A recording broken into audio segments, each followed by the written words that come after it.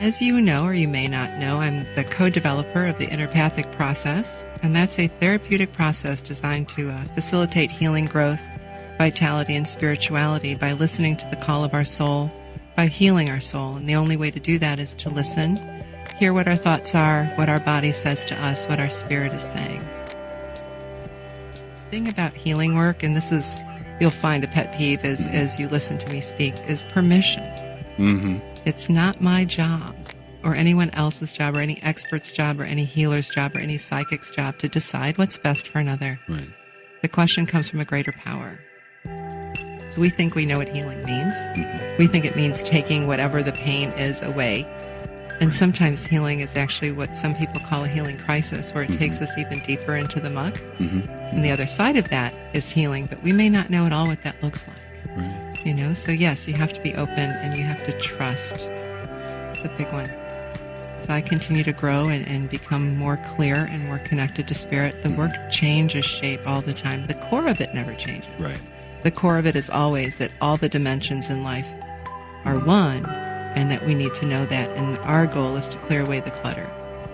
And that's in its most simplest form. And as you listen more and more to the show, you'll understand what that means. But it's about letting go of the past in ourselves, in the molecules of ourselves, in our thought, in our heart. But listening to when it's time to do that by listening to the call of our soul. Okay, so what is, being awake? I want to hear about your story, but being awake really is opening ourselves up to the information in our inner world and our outer world. As we talk about having high touch with self and being connected to our inner world, it's also important to find our strengths. The concept of miracle and the concept of transcending, I have found working with people, can become very esoteric. Mm-hmm. And it is esoteric. And at the same time, it's very organic. Because organic and esoteric, or spirituality, soul, subconscious, cells, and physiology are really all the same thing. And that's what's different about the place that I come from, the lens that I look to the world from, right. which we now call the Interpathic process. But it's about awakening to the strengths, awakening to the oneness of all of those things.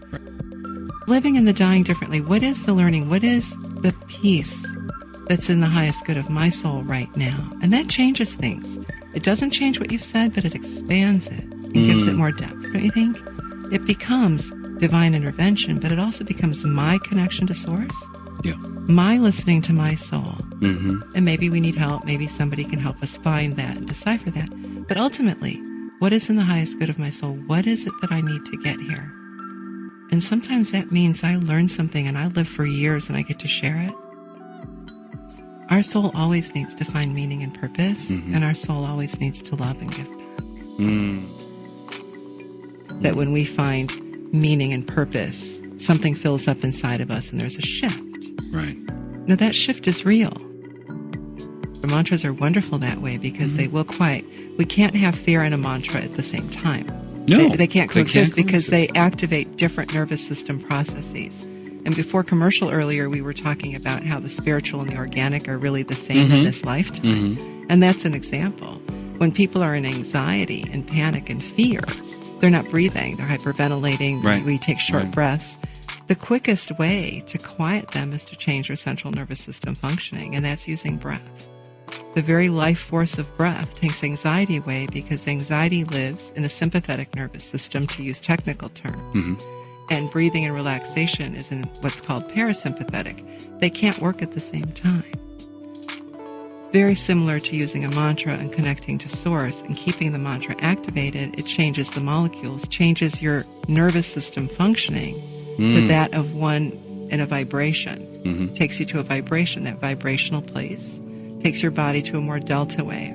You can't be in fear because that's a whole other process. They can't coexist. They can't coexist. It's a different door. You have to close one door and open the other. So just by the very nature of how we're built, when we're connected to life force, which is breath, when we chant, we have a mantra, whether it's a Hindu mantra or just words, whatever, but the repetition brings us to a vibration. And it takes us to what's in the highest good. You are so out of fear. Whether you died or lived actually was secondary. What mattered in that moment was what was in your highest good. Because when you're in that place of nothingness, if you will, or complete presence, which I think are also the same, Yeah. then what's supposed to be will be. Period. Mhm. You can't dictate it. You can't decide it. We have free will. We can wish and intend the living. And that may or may not happen. But what's most important is in that moment where you are. It's always a choice. And my question to you is, where does the choice need to come from? Is the choice a cognitive choice? Or is the choice something that we can reach deep inside and ask for the answer in conjunction with Source or our inner wisdom? Where is the better answer? It's still a choice. But where does the better answer come from? Inside. Oh, yeah. Spontaneously. And it comes to all of us. And some of us get pictures, some get auditory, some get smells, but there's always a knowing. Just a very simple thing of turning right on a certain road and hitting an accident and saying, oh, I had a feeling I should have turned left. Yeah. That wisdom is always, always, always there. And for you, it was, let me listen to my mantra, let me do it. Let me trust the mantra and see where it takes me. And what it was your highest good was to live twice, right? Yeah. And you said earlier that you found some meaning through all of that. And see, I would add to that our number one purpose is self-responsibility and healing of ourselves. Because in that opens up our heart and our being to serve others. Yeah. Sometimes doing it the other way around works. I think you can come at it from either direction, but I think the whole has to have both pieces. We've been talking about his two miracles of connecting and being so close to dying, and then not. And what that was for him in both times Living. was living. Living. That was the lesson. The lesson was living and intuition, and you were talking about not listening to the fear. About the old tapes, if you will, living in ourselves. If somehow we don't find a way to change those molecules, to change our bodily experience of it, I think we can't help but be pulled back there because we really haven't healed them. We might have moments of bliss, moments of new experience to strive for, but until we go back and clean the attic, if you will, the attic's going to stay dusty. Right. And I think for those of us that come back to our old ways, it's because there's another level of work. There's this other piece of changing the molecules, changing the physiology. More stuff. And changing our physiology does come from moments like that. But if there's still something unfinished that needs our conscious, aware attention of it, it will pull us back there.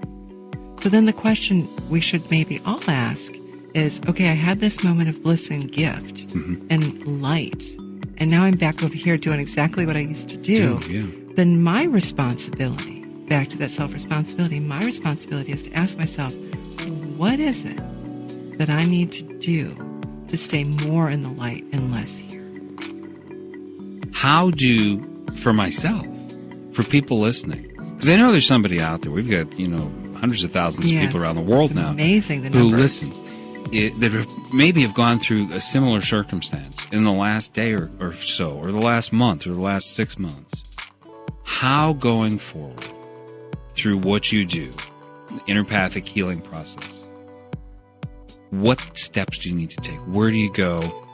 Well, the first thing is it's a philosophy. And the philosophy is, I am responsible. If that philosophy or if that value holds true, then where we go from there is, if I am responsible, then I must learn how to listen so I can rid myself, heal myself. Because here's the thing about unconscious behavior. It always doesn't only hurt us. It hurts others. Right. Because we're living in the unconscious. So we are clearly responsible if we're going to be good in the world and caring of others and have all the things in abundance that we're supposed to have. Then we have to not be unconscious. We have to be aware. We have to be awake. So the question is, I had a moment of bliss. I know it can happen. Yet here I am, living like the Joe Schmo I was a week ago. How did I get here? Number one, to be awake enough to ask the question. Right, yeah. Because most people don't even get that. Right. So if you're awake enough to ask the question, then it's like, I'm responsible. What do I need to do? And then you go inside and you look to see what comes. And sometimes it's mother issues. Sometimes you get nothing. Then you're still responsible to every day ask the question in some form of quiet stillness or quiet movement. What is it that I need so I can have that bliss? What worked before? So we use our mantras, we use our chants, we dance in our passion, if you will. I love that. If we can do that, then it will come to us when it's supposed to. But the invitation has to come from us. That's where free will is so valuable. How do we remind ourselves? Because it's so easy. Put a Post-it note up. That's you. Really, whatever it takes. Put a Post-it note up. I have this thing about dancing in my passion. Mm-hmm. And it may be a different passion each day. So I have to do a little dance around my house each day. And put it someplace where you see it all the time? Put it somewhere where you're going to see it, as simple as a Post-it note, or create a ritual. We love rituals. We all get out of bed in the morning the way we've always gotten out of bed in the morning. Everyone brushes their teeth in the same way, in the same order as a shower first, same teeth mirror. first, shave. There's this ritual. So incorporate 3 minutes. It's so easy to say I don't have time. Mm-hmm. 3 minutes. Do it before you get out of bed.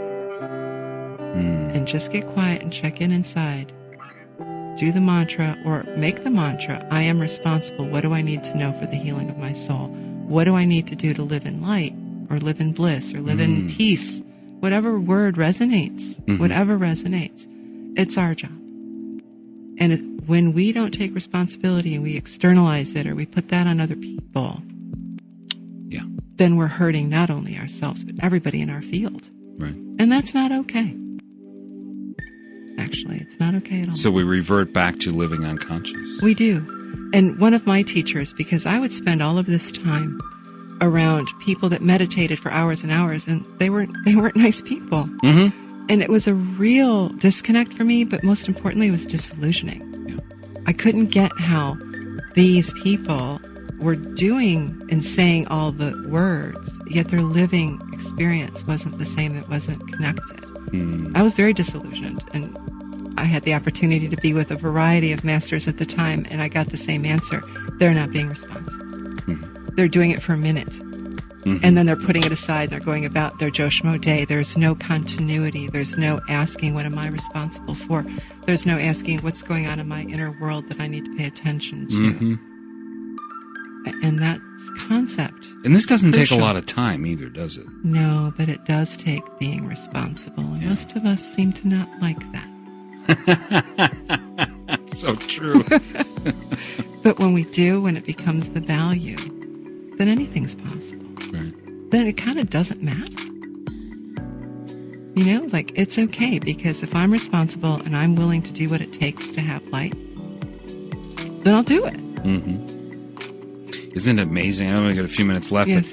But once you start on a path and you become a light worker or seeker, there's no going back. No. You can't go back. Well, sometimes our fear will take us back, but then we're pulled. Yeah. See, I believe that we're pulled. We're always pulled. We just have to listen. So you're right. If we're pulled once and we feel it and taste it and smell it, right, then eventually we'll come back there. And as we wrap here today, I wanted to say again, thank you. And to all of your listeners, remind you that miracles do happen, and they happen every day.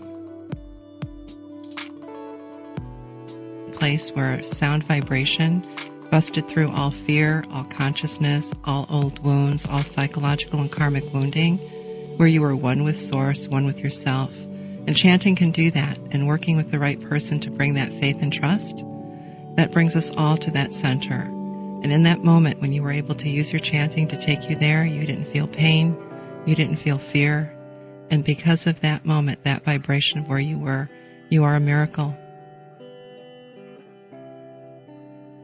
To bust through awareness and fear and use that process for center. All of you listeners out there, thank you very much, and stay tuned for another time where we ask the question, are you awake?